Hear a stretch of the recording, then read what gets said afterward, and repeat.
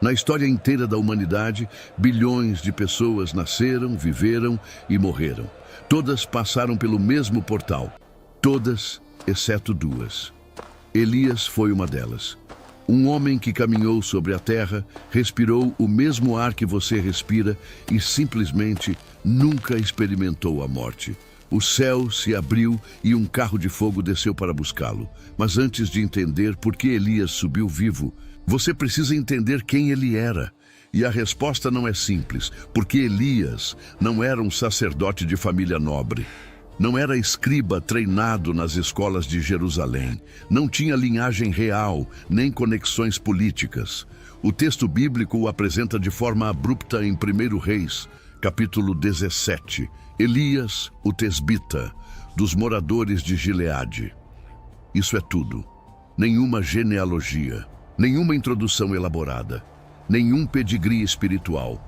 Um homem do nada, de uma região montanhosa e rude, no lado leste do Jordão, surge do anonimato e entra no palácio do rei mais poderoso de Israel. Gileade ficava do outro lado do Jordão, uma terra de pastores e agricultores, longe dos centros de poder. As montanhas ali eram íngremes, os vales profundos, o povo rústico.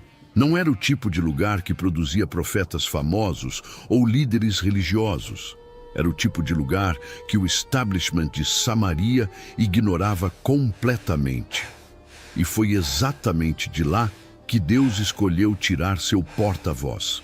Elias aparece diante de Acabe sem aviso, sem carta de apresentação, sem credenciais visíveis. E a primeira coisa que sai de sua boca é uma declaração que desafia todo o poder político e religioso da nação.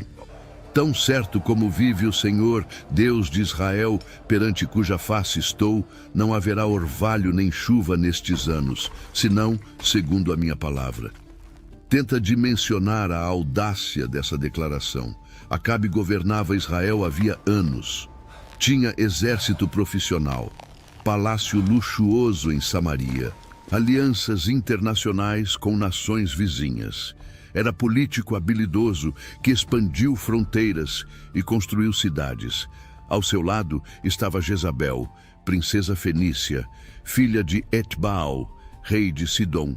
Não era uma esposa qualquer. Era uma mulher de ambição feroz que trouxe sua religião junto com seu dote. 450 profetas de Baal e 400 profetas de Azerá agora comiam à mesa da rainha. O culto ao Deus de Abraão estava sendo sistematicamente erradicado. Altares do Senhor eram derrubados. Profetas fiéis eram caçados e executados. Obadias, mordomo do próprio Acabe, havia escondido 100 profetas em cavernas, alimentando-os secretamente com pão e água, arriscando sua própria vida. E no meio desse cenário de perseguição religiosa e apostasia nacional, um desconhecido das montanhas de Gileade entra no palácio e anuncia seca. Não pede audiência, não negocia termos, simplesmente declara o que vai acontecer e desaparece. Não choveu por 3 anos e 6 meses. A seca no Antigo Oriente Médio não era inconveniente. Era sentença de morte em câmera lenta. As primeiras semanas, os poços rasos começavam a baixar.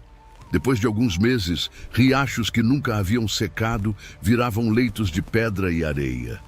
Plantações amarelavam e murchavam. O gado sem pasto emagrecia até os ossos aparecerem. Famílias começavam a racionar água, depois comida, depois esperança. Ao final do primeiro ano, os preços dos alimentos disparavam. Ao final do segundo, pessoas morriam. Ao final do terceiro, a nação inteira estava de joelhos. E durante todo esse tempo, o homem que declarou a seca permanecia escondido, protegido pelo mesmo Deus que fechou o céu. Primeiro, Deus enviou Elias para o ribeiro de Querite, que ficava a leste do Jordão. Ali, enquanto a nação secava, o profeta bebia a água fresca do riacho. E a comida vinha de uma fonte impossível: corvos. Consideradas impuras pela lei mosaica, carniceiras por natureza, traziam pão e carne de manhã e pão e carne à tarde. todos os dias, durante meses. Ninguém sabe de onde vinha essa comida. Se os corvos roubavam de mesas humanas, se Deus criava do nada, o texto não explica. Apenas registra o fato. Corvos alimentando um profeta fugitivo enquanto um rei o procurava para matá-lo. Quando o ribeiro de Querite finalmente secou, Deus deu nova instrução. Levanta-te e vai a Sarepta, que pertence a Sidom. Eis que ordenei ali a uma mulher viúva que te sustente. A ironia era brutal.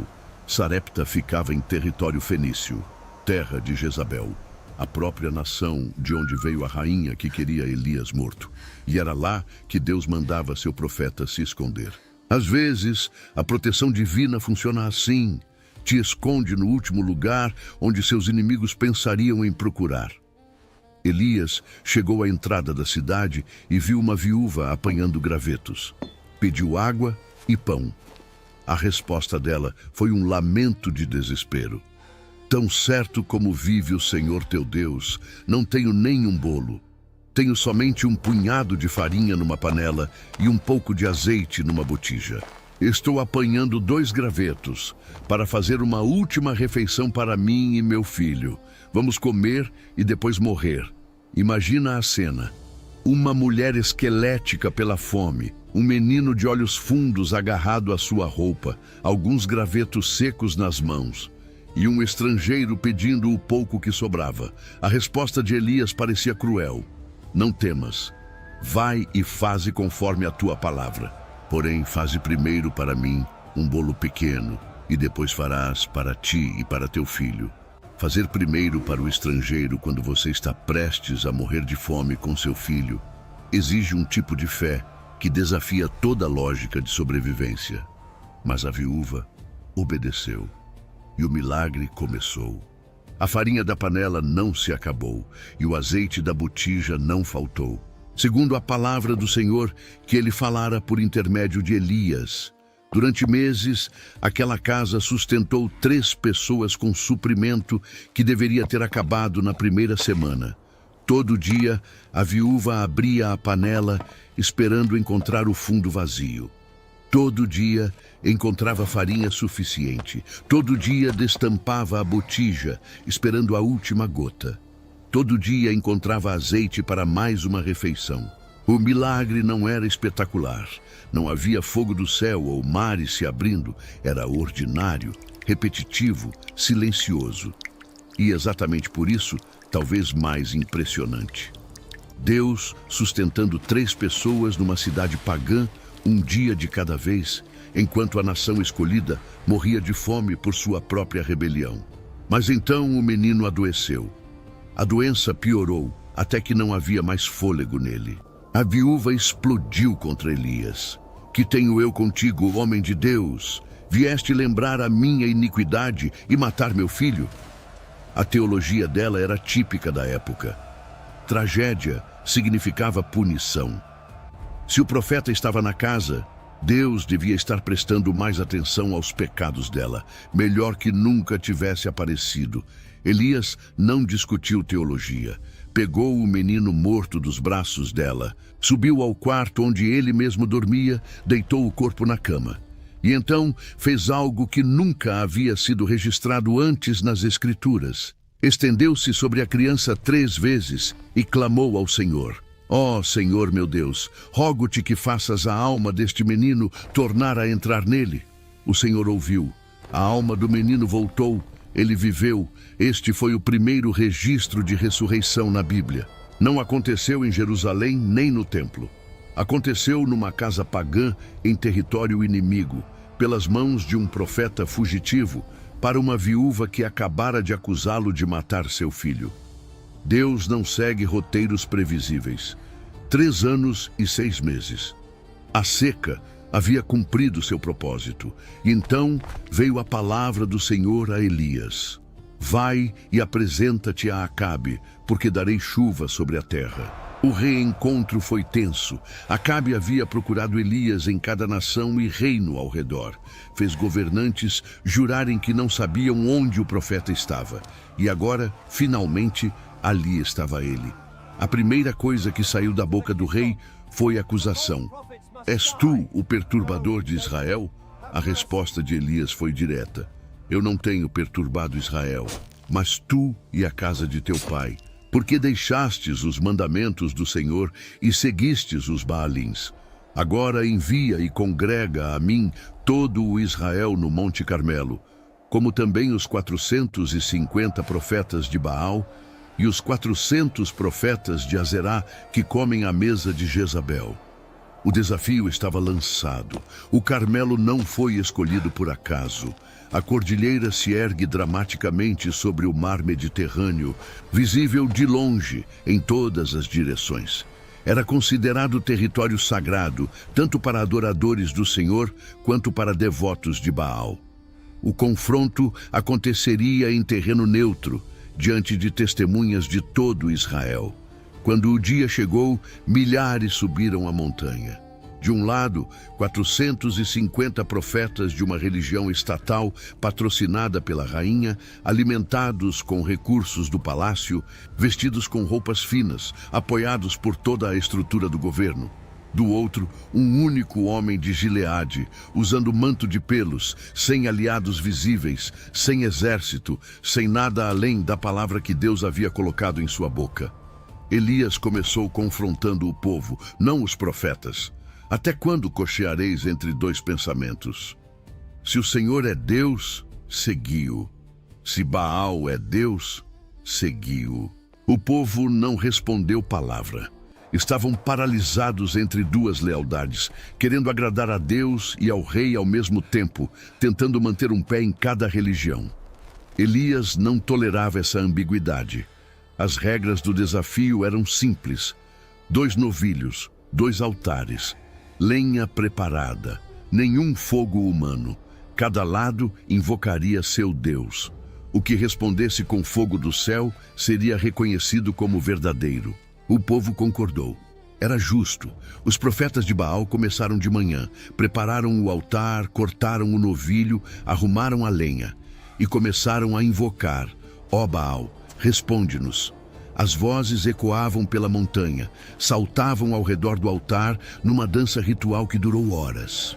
O sol subiu no céu, o suor escorria pelos rostos, as vozes ficavam roucas, nenhuma resposta.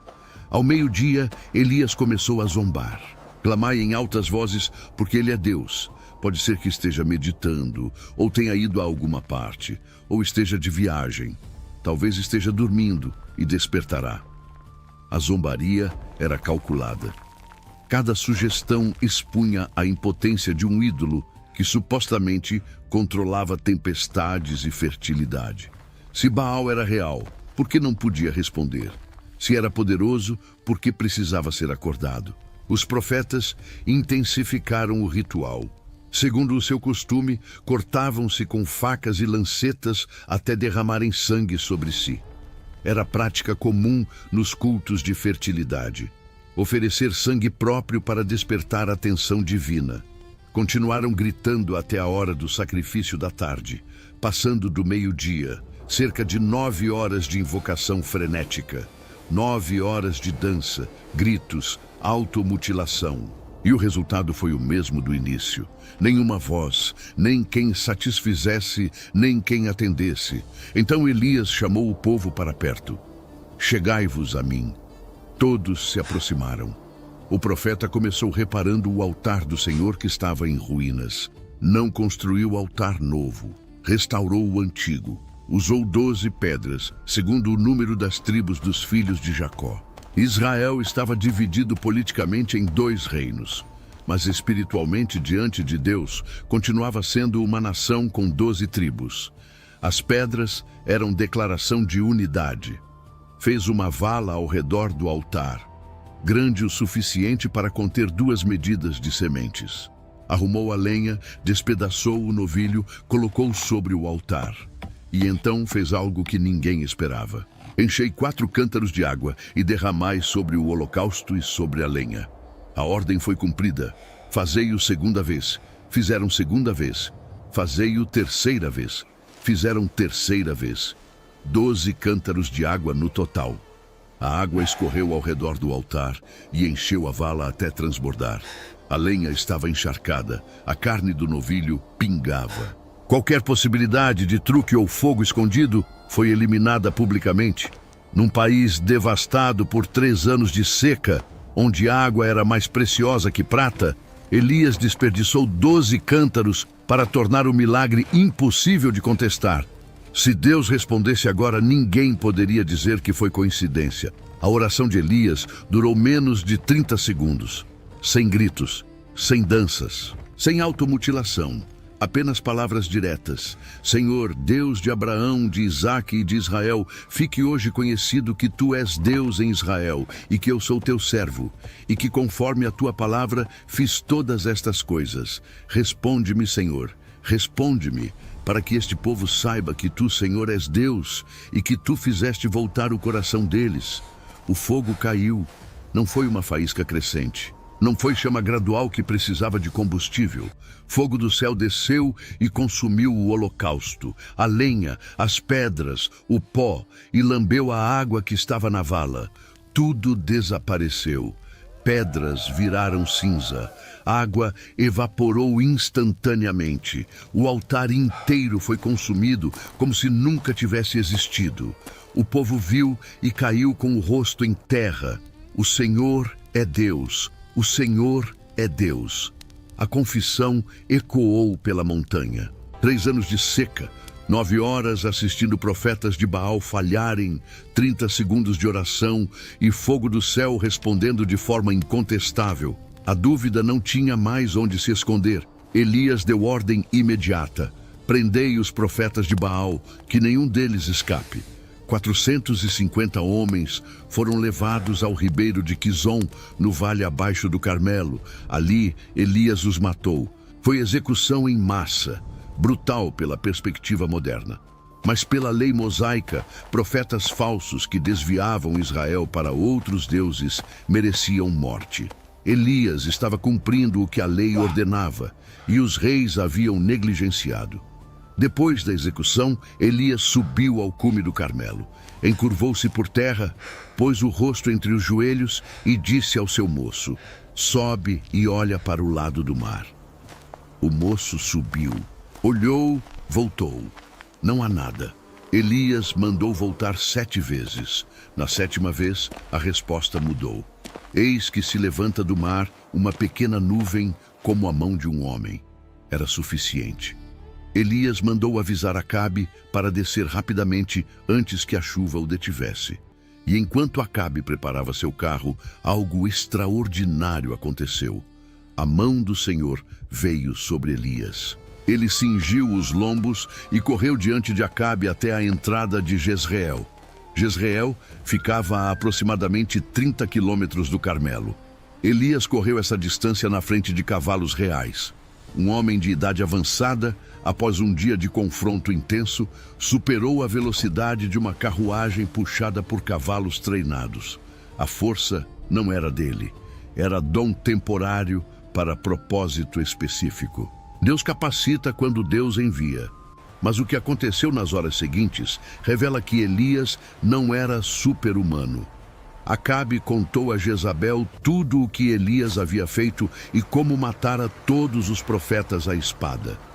A rainha não ficou impressionada com o fogo do céu. Não se curvou diante da demonstração de poder. Enviou mensageiro a Elias: assim me façam os deuses e ainda mais, se amanhã a estas horas não puser a tua vida como a de um deles. E o homem que enfrentou 450 sozinho, que fez fogo descer do céu, que correu mais rápido que cavalos, esse mesmo homem fugiu apavorado. Correu para o deserto do sul, deixou seu servo em Berseba. Caminhou mais um dia para dentro do nada, sentou debaixo de um zimbro e pediu para morrer. Basta, Senhor, toma agora a minha vida, pois não sou melhor do que meus pais. Depressão profunda após vitória espetacular. O padrão é mais comum do que parece. Exaustão física extrema, descarga emocional depois de tensão prolongada, expectativa não cumprida de que tudo mudaria após o Carmelo. E agora a mesma rainha de antes continuava no poder, com a mesma sede de sangue, com os mesmos recursos para caçá-lo. Deus não repreendeu, Não deu sermão sobre falta de fé. Mandou um anjo com comida e água. Levanta-te e come. Elias comeu, bebeu e dormiu. O anjo voltou segunda vez. Levanta-te e come, porque muito longo te será o caminho. Elias comeu e bebeu novamente. E com a força daquela comida, caminhou 40 dias e 40 noites até Horebe, o monte de Deus. Horebe é outro nome para Sinai. O mesmo lugar onde Moisés viu a sarça ardente. O mesmo lugar onde Israel recebeu a lei. O lugar mais sagrado da história de Israel até aquele momento. E foi ali, numa caverna, que Deus encontrou seu profeta quebrado. A pergunta veio direta. O que fazes aqui, Elias? A resposta foi desabafo de autopiedade. Tenho sido muito zeloso pelo Senhor, Deus dos exércitos, porque os filhos de Israel deixaram a tua aliança, derrubaram os teus altares e mataram os teus profetas à espada. Só eu fiquei e procuram tirar-me a vida. Deus não respondeu com palavras, respondeu com demonstração. Sai e põe-te neste monte perante o Senhor. Passou um vento forte e veemente que fendia os montes e despedaçava as penhas. Rochas se partiam, poeira subia em nuvens. O barulho era ensurdecedor, mas o Senhor não estava no vento. Depois do vento, um terremoto. O chão tremeu sob os pés de Elias. A caverna balançou, pedras caíram, mas o Senhor não estava no terremoto. Depois do terremoto, fogo. Chamas consumindo a vegetação seca ao redor. Calor intenso, luz ofuscante, mas o Senhor não estava no fogo. E depois do fogo, uma voz mansa e delicada. Um sussurro. Silêncio que falava mais alto que tempestades. Elias cobriu o rosto com o manto e saiu para a entrada da caverna. A pergunta se repetiu. O que fazes aqui, Elias? A resposta foi idêntica. Elias não havia aprendido nada ainda. Continuava preso na mesma autopiedade. Mas Deus continuou. Vai, volta pelo caminho do deserto de Damasco. Quando chegares, unge a Hazael rei sobre a Síria. A Jeú, filho de Ninsi, ungirás rei sobre Israel. E a Eliseu, filho de Safate, ungirás profeta em teu lugar. 3 ungimentos, 3 instrumentos de juízo contra a casa de Acabe. Elias não estava sozinho. Deus tinha plano que envolvia nações, reis e um sucessor que continuaria a obra. E então veio a correção da autopiedade. Também conservei em Israel 7.000, todos os joelhos que não se dobraram a Baal e toda a boca que não o beijou. 7.000 fiéis que Elias não conhecia. 7.000 que mantinham a fé em silêncio enquanto ele achava que era o único. A solidão que sentia era real emocionalmente, mas falsa factualmente. Deus sempre preserva remanescente. Elias desceu do monte e encontrou Eliseu. O jovem estava arando com 12 juntas de bois, ele mesmo com a 12ª. Família próspera, trabalho garantido, futuro estável. Elias passou por ele e lançou seu manto sobre seus ombros. Não disse palavra, apenas o gesto. Eliseu entendeu imediatamente. Deixou os bois, correu atrás de Elias, pediu apenas para despedir-se dos pais. A resposta de Elias foi enigmática. Vai e volta, porque que te fiz eu? Não era permissão nem proibição. Era teste. O chamado exigia decisão pessoal, não autorização externa. Eliseu voltou, mas não para ficar. Tomou a junta de bois, matou-os, cozeu a carne com os instrumentos de madeira dos bois e deu ao povo para comer. Depois se levantou e seguiu Elias, servindo-o. O gesto era definitivo. Sacrificou os bois que eram sua ferramenta de trabalho. Queimou o arado que era seu meio de sustento. Alimentou a comunidade como despedida. Não havia retorno possível. Eliseu queimou as pontes literalmente. Durante anos, Eliseu serviu Elias. O texto não detalha esse período. Sabemos apenas que o jovem acompanhava o mestre, aprendia observando, esperava seu momento. E quando o dia final chegou, sabia que algo extraordinário estava para acontecer. Segundo Reis, capítulo 2, narra as últimas horas com precisão de testemunha ocular. Elias e Eliseu partiram de Gilgal. Elias tentou deixar Eliseu para trás. Fica-te aqui, porque o Senhor me envia a Betel. Eliseu recusou. Tão certo como vive o Senhor e vive a tua alma, não te deixarei. Foram juntos a Betel. Os filhos dos profetas dali vieram a Eliseu com pergunta pesada. Sabes que o Senhor hoje tomará o teu senhor por sobre a tua cabeça? Eliseu sabia. Sim, eu o sei. Calai-vos. Em Betel, Elias tentou novamente. Fica-te aqui, porque o Senhor me envia a Jericó. Eliseu recusou novamente. Mesma resposta. Mesma determinação. Foram juntos a Jericó. Os filhos dos profetas dali fizeram a mesma pergunta. Eliseu deu a mesma resposta. Em Jericó, terceira tentativa. Fica-te aqui, porque o Senhor me envia ao Jordão. Pela terceira vez, Eliseu recusou. Tão certo como vive o Senhor e vive a tua alma, não te deixarei. 50 homens dos filhos dos profetas foram atrás e pararam de longe observando. Elias e Eliseu chegaram à margem do Jordão. O rio corria cheio como sempre. Nenhuma ponte, nenhum barco. Elias tomou seu manto, enrolou e feriu as águas. O Jordão se dividiu para um lado e para outro. Os dois passaram em seco. O mesmo rio que se abriu para Josué e todo Israel ao entrarem na terra prometida, agora se abria para 2 homens saindo. Um que partia para o céu, outro que voltaria para continuar a missão. Do outro lado, Elias fez pergunta crucial. Pede-me o que queres que te faça, antes que seja tomado de ti. Eliseu não pediu riqueza, não pediu influência política, não pediu longa vida ou proteção contra inimigos, pediu porção dobrada do teu espírito. Na lei de herança israelita, o filho primogênito recebia porção dobrada da herança do pai. Eliseu estava pedindo reconhecimento como herdeiro espiritual legítimo, como filho primogênito na fé. Não era ganância, era compreensão profunda do que estava em jogo. A resposta de Elias foi honesta. Coisa difícil pediste. Todavia, se me vires quando for tomado de ti, assim se te fará. Porém, se não me vires, não se fará. A condição não era arbitrária. Ver o arrebatamento exigiria atenção total, olhos fixos no mestre até o último segundo. Era teste de foco, de prioridade, de determinação. Eles continuaram andando e conversando. 2 homens caminhando numa tarde comum às margens do Jordão, mestre e discípulo, profeta que partia e profeta que ficava. E então, sem aviso, aconteceu.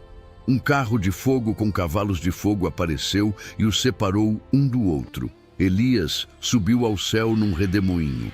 Não foi gradual, não foi suave. Fogo celestial rodopiando. Cavalos que não eram de carne galopando para cima. Redemoinho que rasgava o ar. E no centro de tudo, um homem de Gileade sendo levado vivo para a eternidade. Eliseu viu tudo, gritou: meu pai, carros de Israel e seus cavaleiros. O grito era reconhecimento. Elias valia mais para a defesa de Israel do que todo o exército do rei. Um homem com acesso a Deus era mais poderoso que 1000 carros de guerra. O manto de Elias caiu flutuando enquanto o profeta subia. Eliseu o apanhou. Rasgou suas próprias vestes em 2 partes, sinal de luto. Mas imediatamente tomou o manto do mestre. Voltou ao Jordão. 50 profetas ainda observavam de longe. Eliseu feriu as águas com o manto de Elias. Onde está o Senhor, Deus de Elias? As águas se dividiram. Eliseu passou em seco. Os filhos dos profetas viram e entenderam. O espírito de Elias repousa sobre Eliseu. Vieram ao encontro dele e se prostraram. A transição estava completa. O manto havia passado. A missão continuava. Mas por que Elias foi levado vivo? A pergunta ecoa há 3 milênios. Teólogos, historiadores e estudiosos propõem respostas diferentes. Alguns apontam para o testemunho. Elias viveu numa época de apostasia quase total. Quando a maioria abandonou a fé, ele permaneceu firme. O arrebatamento foi declaração pública de que fidelidade radical tem consequências eternas. Eliseu viu. Os 50 profetas viram. O registro foi preservado para que gerações futuras soubessem que Deus honra quem o honra. Outros apontam para a missão futura. O profeta Malaquias, escrevendo 400 anos depois, registrou promessa específica.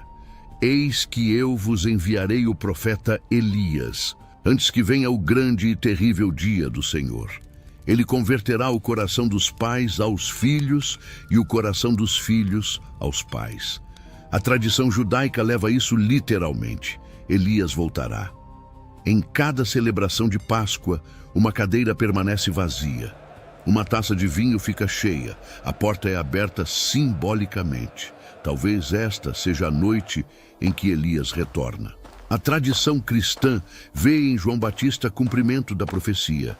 Jesus afirmou em Mateus capítulo 11. E, se quereis dar crédito, é este o Elias que havia de vir. João veio no espírito e poder de Elias. Vestia-se de pelos de camelo, comia gafanhotos e mel silvestre, confrontava reis, preparava caminho, mas João morreu decapitado. Se foi cumprimento completo ou parcial, permanece em debate. Há ainda o episódio da transfiguração. Séculos após o arrebatamento, num monte alto, Jesus levou Pedro, Tiago e João. Ali foi transfigurado. Seu rosto brilhou como o sol. Suas vestes ficaram brancas como luz. E 2 homens apareceram conversando com ele, Moisés e Elias. O homem que subiu no redemoinho de fogo desceu novamente, temporariamente, para conversar com Jesus sobre sua partida que aconteceria em Jerusalém. Moisés representava a lei. Elias representava os profetas. Ambos testemunhavam que aquele homem de Nazaré era aquele para quem toda a história apontava. Alguns estudiosos vão além. Hebreus capítulo 11 lista heróis da fé e afirma que todos morreram sem receber as promessas. Mas Elias não morreu, nem Enoque, que também foi trasladado. Apocalipse capítulo 11 menciona 2 testemunhas que profetizarão durante 1260 dias, com poder para fechar o céu para que não chova. Exatamente o que Elias fez. Seriam Elias e Enoque as 2 testemunhas do fim? A especulação continua. O que sabemos com certeza é limitado. Um homem comum de região desprezada foi chamado para a missão extraordinária. Confrontou o sistema religioso mais poderoso de sua época. Fez o impossível no Carmelo. Fugiu apavorado para o deserto. Foi restaurado por Deus no Sinai. Treinou seu sucessor. E num dia específico, diante de testemunha que registrou tudo, subiu vivo para o céu. Tiago, no Novo Testamento, faz questão de enfatizar sua humanidade. Elias era homem sujeito às mesmas paixões que nós. A mesma palavra grega para paixões aparece em Atos capítulo 14. Significa fraquezas, limitações, emoções. Elias sentia medo. Elias ficava deprimido. Elias se achava sozinho quando não estava. E mesmo assim, quando orou, o céu obedeceu. Até hoje, historiadores e teólogos debatem o significado daquele evento às margens do Jordão. A tradição judaica aguarda o retorno de Elias antes do fim. A tradição cristã vê em João Batista o cumprimento dessa expectativa. Estudiosos seculares buscam explicações naturalistas, mas os fatos registrados permanecem. Um homem caminhou sobre a terra por décadas, confrontou reis, desafiou impérios religiosos e, num dia específico, diante de uma testemunha ocular que registrou tudo, desapareceu no céu sem deixar corpo para trás. O manto caiu.